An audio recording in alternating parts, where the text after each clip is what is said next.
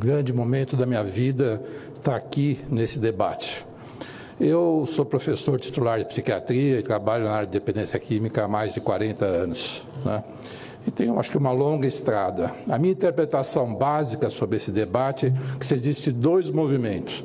Você tem os ativistas, que defendem a legalização das drogas. E os ativistas são legítimos, são os principais jornais do país, Folha de São Paulo, o Globo, a própria Rede Globo, né, a mídia na internet. Você tem um grande segmento da sociedade, grande, mas bastante minoritário, que defende a legalização das drogas. E esse ativismo pela legalização, no meu julgamento, contaminou o Supremo Tribunal Federal.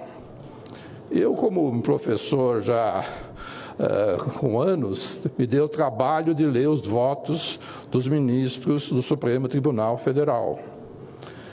É tecnicamente inqualificável. Eu, por ter PhD em psiquiatria pela Universidade de Londres, eu me sinto envergonhado que as nossas leis sejam baseadas nas pesquisas mencionadas nesses votos dos ministros do Supremo Tribunal Federal, que, do meu modo de ver, está dentro de um ativismo que está absolutamente em descompasso com as famílias do Brasil e com a própria ciência. Eu falo da família porque eu tive a oportunidade de fazer 2 levantamentos nacionais com a amostra probabilística da população brasileira, então a amostra que representa a população brasileira, e 85% das famílias são contra qualquer tipo de legalização das drogas no Brasil. Até mesmo as pesquisas do Datafolha mostram que mais de 70% da população brasileira é contra a legalização das drogas. E mesmo entre os jovens, também os números estão nessa direção. Mais ou menos 70% dos jovens são contra a legalização das drogas. Por que as famílias e os profissionais como eu, que estão na linha de frente, cuidando dos dependentes químicos e suas famílias, são contra? Porque a gente vê no dia a dia a devastação que você tem na sua família um membro com dependência química. Para cada um dependente químico, você vai ter 4 pessoas afetadas. É isso que as pesquisas mostram. Então, é natural que quem foi afetado, e qual família que vai poder falar aqui de peito aberto que não foi afetada pela dependência química? Pode não ser o filho, mas é o sobrinho. Não tem ninguém aqui nessa sala, não tem ninguém nesse Congresso Nacional que não tenha sido contaminado pelo uso indiscriminado de drogas. Então, é por isso que não só as famílias, os eleitores desse país, os cidadãos desse país, têm um sentimento visceral contra essa decisão ativista do Supremo Tribunal Federal, como os próprios profissionais. Quando nós vamos ver as pesquisas mais recentes nos Estados Unidos mostram que 44% dos estudantes nos Estados Unidos estão consumindo maconha. Nunca na história dos Estados Unidos teve um índice tão alto de usuários de maconha nos Estados Unidos. Qual é a consequência disso? Piora da capacidade cognitiva nas escolas, piora do número de pessoas que se formam no college americano, são pessoas que não conseguem ir trabalhar. Nos Estados Unidos você tem 7 milhões de pessoas que não fazem nada. A gente chama aqui no Brasil de nem, né? Nem trabalha, nem estuda. 7 milhões de americanos que não trabalham, né? E a maconha está na essência dessa atitude.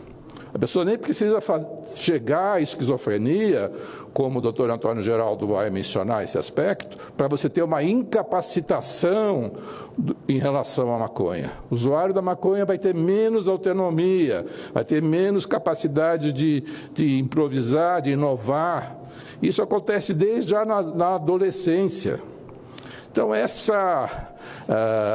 as evidências mostram isso de uma forma muito significativa, quer seja nos Estados Unidos, quer seja no Canadá, que são países que foram por essa via da legalização. Mas é mentira falar que o mundo todo está legalizando a maconha.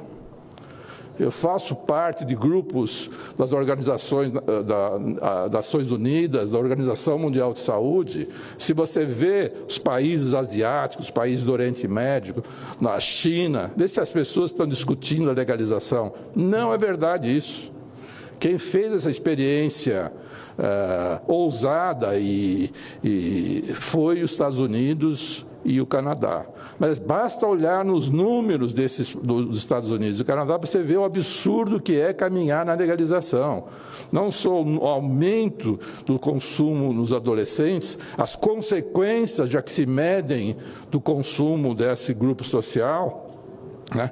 E aquilo que foi falado pelo deputado Osmar Terra, o aumento do tráfico. O tráfico não parou. O tráfico continua, porque alguém que monta uma loja de maconha nos Estados Unidos, ele paga impostos e tudo mais, mas o tráfico continua vendendo na esquina sem pagar impostos e com maconha de concentrações muito mais fortes. O Supremo, por exemplo, vai estar legalizando a maconha, o cigarro de maconha ou o cigarro eletrônico de maconha, que já é um produto que já existe, que tem uma concentração de THC, que é o princípio ativo da maconha, ao redor de 90% a 100%. É um mercado complexo, que aí que quando eu olho nos votos dos ministros do Supremo, só posso ter vergonha.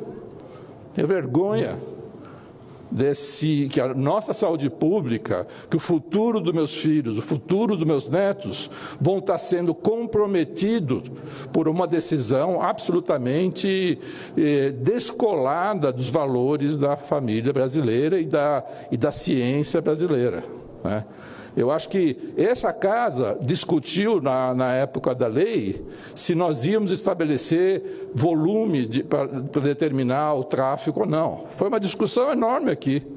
Eu tive o privilégio, mais uma vez, de participar. E foi decidido que não iria se determinar o número, a quantidade de droga para determinar porte ilícito ou não. Porque a experiência dos outros países mostra, se você determinar que a qualquer quantidade, se for 60 gramas é um número aventado, você fala, vai ser 60 gramas de maconha, o pequeno tráfico só vai fazer o transporte de 60 gramas de maconha. E se for 60 gramas de skunk, que tem uma concentração de 20%, é como se você estivesse carregando 1 quilo de cocaína. Então, estabelecer um limite por peso é de uma ingenuidade atroz, e que essa casa 2 vezes já se definiu por isso. Eu que moro em São Paulo, eu tenho a oportunidade de ver a Cracolândia. 99% do tráfico na Cracolândia é feita por 5, 6, 10 pedras, o que estaria abaixo desse mesmo nível que o Supremo está tentando impor à sociedade. Do meu ponto de vista, e é uma oportunidade ímpar na minha vida poder falar aqui, se essa lei do Supremo for modificada pelo Supremo Tribunal Federal, nós estaremos legalizando o pequeno tráfico no Brasil, com consequências danosas para as próximas gerações. Eu agradeço a atenção dispensada, espero que o Congresso Nacional, eu acho que tenha que ter coragem, na realidade, de poder enfrentar o Supremo Tribunal Federal e, se for o caso, faça o plebiscito, que eu tenho certeza que nós vamos estar ao redor de 80% da população brasileira contra essa legalização.